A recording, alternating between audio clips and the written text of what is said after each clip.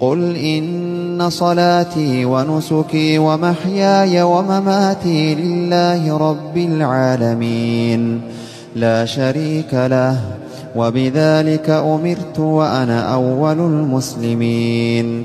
قل أغير الله أبغي ربا وهو رب كل شيء ولا تكسب كل نفس إلا عليها ولا تزر وازرة وزر أخرى ثم إلى ربكم مرجعكم فينبئكم بما كنتم فيه تختلفون.